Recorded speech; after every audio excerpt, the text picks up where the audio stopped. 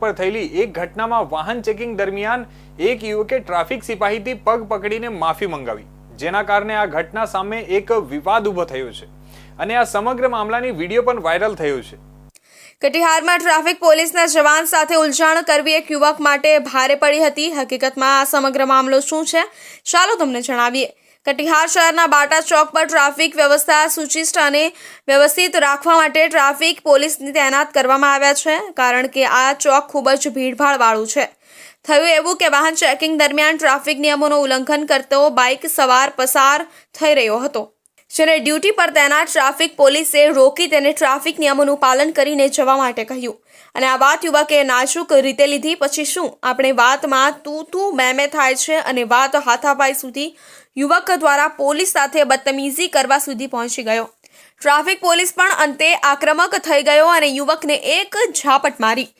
પછી શું યુવક વધુ આક્રમક થયો અને એ પોતાની જીત પર અડી ગયો કે ટ્રાફિક પોલીસે મને થપ્પડ માર્યો છે, એ મારાથી પગ પકડીને માફી માંગે ત્યારે જ હું તેને છોડવાનો છું, જ્યારે સુધી માફી નહીં માંગે તેટલું હું તેને છોડવાનો નથી।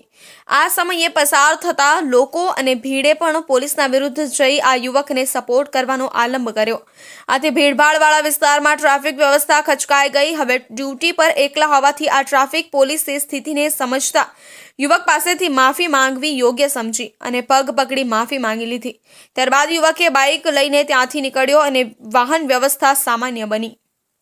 કટિહાર જિલ્લાના વરિષ્ઠ પોલીસ અધિકારીએ સમગ્ર મામલાનો સજાગ ધ્યાન લીધું અને પગ પકડી માફી મંગાવનાર યુવકને ગિરફ્તાર કરીને કાનૂની કાર્યવાહી કરીને તેને જેલ મોકલી દીધો છે। કટિહારના એસપી વૈભવ શર્માએ આ મામલે જણાવ્યું હતું કે યુવકે ટ્રાફિક પોલીસ સાથે બદતમીઝી અને ખોટા વર્તાવ કર્યો હતો, જેના કારણે પોલીસના મોરલ પર અસર પડી છે।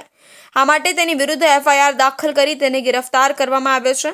અમારા પ્રયાસો એ છે કે જે પોલીસ કાર્યવાહી કરી રહી છે તે પબ્લિકના લાભ માટે છે, ભલે તે ટ્રાફિક નિયમોનું પાલન કરાવવું હોય કે ગુનેગારોને રોકી વાહન ચેકિંગ કરવું હોય।